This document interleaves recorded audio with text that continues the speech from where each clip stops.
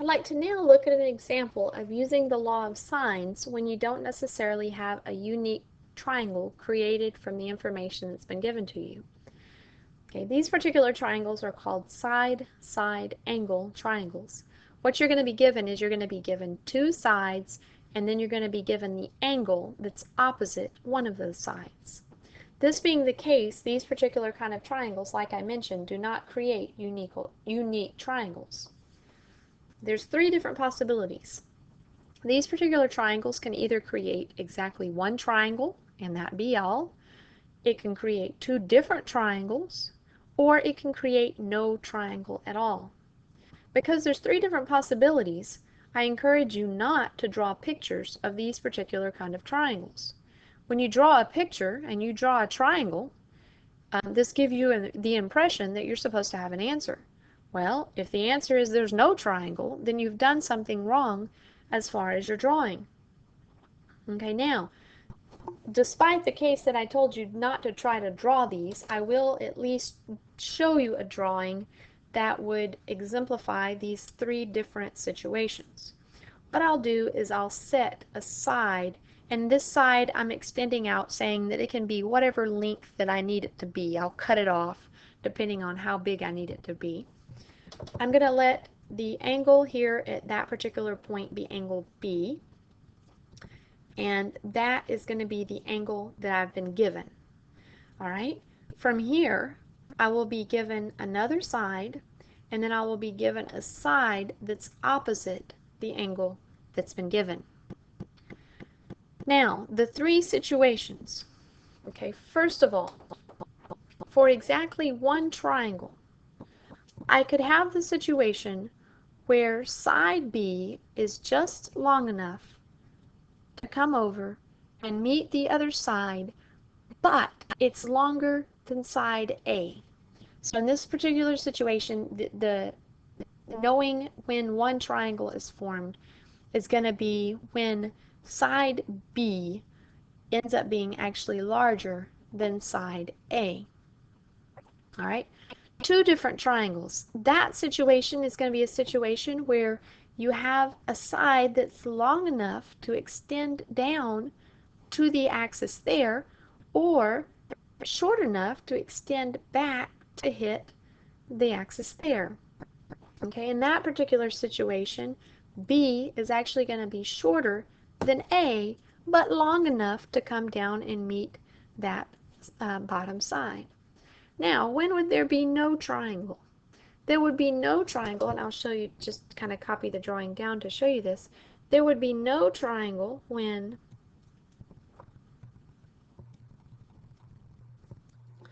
B is basically not long enough. In other words, I cut it off around there. It's not long enough to reach this bottom side, and furthermore, if I swing it in that way, it's not long enough to meet the bottom side there either. And so in that situation, you're going to have no triangle. Now, here's what I'll tell you. You don't need to worry about which one of these three situations you're going to have at the beginning of the problem. You're going to do your math, you're going to use the law of sines, and within that math and within that law of sines, you're going to be able to figure out if there's only one triangle, if there's two different triangles, or if there's no triangle at all. Please do not worry about which one of the three situations it is to begin with. Don't even worry about is B bigger than A or B smaller than A, and so forth. I'm just using that to give you an example of these pictures down below. Okay, let's look at an example. This one says solve the triangle where side A is 10, side C is 6, and angle C is 15 degrees. First of all, we need to recognize that this is a side-side angle triangle. All right, to know that, you see that you're given two sides. The other thing that must be necessary is that one of the sides is opposite the angle that you've been given. So this particular example is a side-side angle triangle. Knowing that, you know that you don't necessarily have a unique triangle created from this situation. You might not even have a triangle created in this situation. All right, let's go and let's see if we could find angle A first. The reason I'm choosing angle A is I have side A, and then I have a pair that goes together, the side C and the angle C. So in this situation, I can use sine of angle A over side A equals sine of angle C over side C. I don't know what angle A is, so I'm going to say sine of A. I do know that side A is 10. Then over here I'll have sine of 15 degrees over side C, which is 6. To solve for sine of A, we're going to multiply 10 to the right-hand side. So I'll have sine of A equals sine of 15 degrees over 6 multiplied by 10. Now, this is one place where I'd like you to actually go through and calculate the right-hand side before we go on to do anything else. So we'll have sine of A equals, and then if we type the right-hand side in our calculator, we'll get 0.4313650,752. If that particular decimal is a decimal that's not in the range of sine, in other words, sine, from the graph, we know that sine lies in between +1 and -1. This particular decimal couldn't have been 5.433650752. In other words, it has to be a decimal in between +1 and -1. If it hadn't have been, we would have known that this is a situation where you have no triangle. Okay? This particular thing is an okay value out for sine, so we need to keep going. What we want to do is we want to solve for angle A. That being the case, we want to take the inverse of both sides here.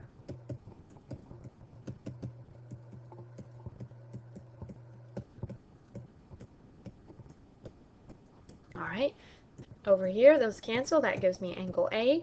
Sine inverse of that particular value ends up resulting in 25.5542248 degrees. All right, now here's the situation. Because this particular problem was a side-side angle triangle, then what I'm going to do is I'm actually going to call this angle A sub 1. In other words, because this particular triangle is actually possible, then there may be two possibilities. Either angle A sub 1 is this angle that we found, or we may end up with another possibility for the angle. A sub 2 equals 180 degrees minus the 25.5542248 degrees. Now, where did I come up with that? I'm going to scroll back up to my drawing, and I'm going to look at this particular situation. Here's angle A. Let's say this is A sub 1. If that's A sub 1, A sub 2 is this big obtuse angle over here. And the reason that I used 180 degrees is 180 degrees represents the straight line down here at the bottom. If I already know what my acute angle is, A sub 1, then I can find A sub 2 by subtracting 180 degrees from A sub 1. That's a geometry rule. The 180 degrees here does not have anything to do with the triangle. It has something to do with that straight line that we had at the bottom of that triangle. Okay, let's figure out this angle measure. So A sub 2, when we subtract, this is 154.44577775. Now, we don't know if these two are actually going to be possibilities. And what you want to do is you want to check the second one to see if it's going to be a possibility. The acute angle is normally going to work.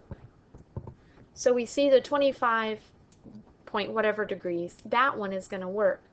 The obtuse angle that we get here needs to be checked.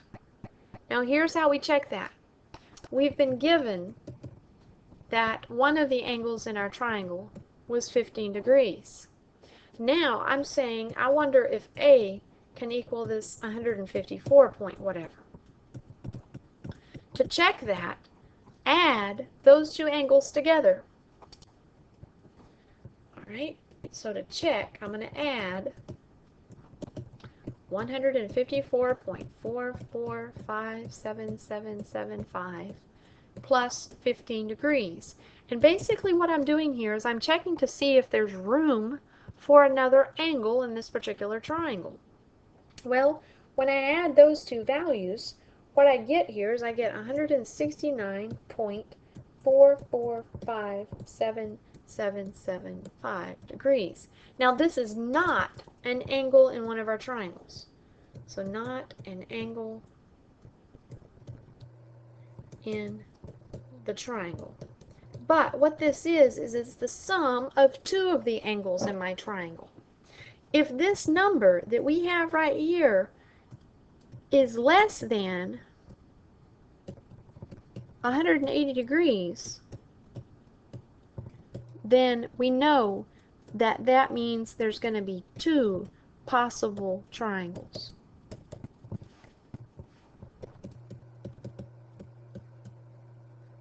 Okay, and I really shouldn't have boxed that in. In other words, that's not one of my answers, so I'm going to kind of delete that out. But in other words, I'm looking at this particular thing, and what I'm doing is I'm checking to make sure that it's less than 180 degrees. If it's 180 degrees, then what that means is it means that there's no room for another angle in this particular triangle. If it's over 180 degrees, it means there's no room for another angle. All right, so here's what we're going to do. Okay, we're going to say that we're going to have two triangles. Triangle 1. Triangle 1 is going to have angle A, 1, being the number that we found up above, 25.554222248 degrees. All right, from there, what we need to do is we need to figure out what angle B is for that particular situation. In these situations, a lot of times we can't help but use information we've used before. So in other words, we can't use our trig functions anymore because this is not a right triangle. We can't use x squared plus y squared is r squared because this is not a right triangle. So let's figure out what B1 is. To figure out what B1 is, we're going to take 180 degrees, which is the total of how many degrees is in the triangle. We're going to subtract off 15 degrees, that was angle C, and then we're going to subtract off the angle that we have here, and that would give us our missing angle. Okay, this angle is 139.44577775 degrees. All right, and then the only thing that we needed to do from here is we needed to find a missing side. I believe in this situation we're missing side B. So we're going to use sine of B over little b equals sine of C over little c. We had that pair already. Okay, sine of B we just found above. I can't avoid using that number again. Okay, over little b that I don't know. And then this is equal to sine of 15 degrees over side C here was 6. Right, to solve this, I'm going to multiply both sides by b to get rid of the b out of the denominator. Be careful, this number right here is a 6. Alright, that being the case, I'll have sine of this number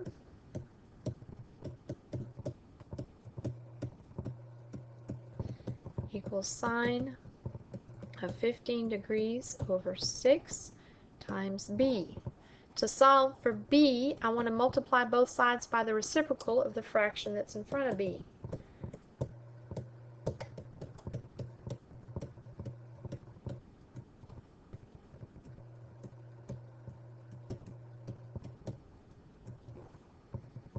Alright, so little b is going to equal 15.07232303.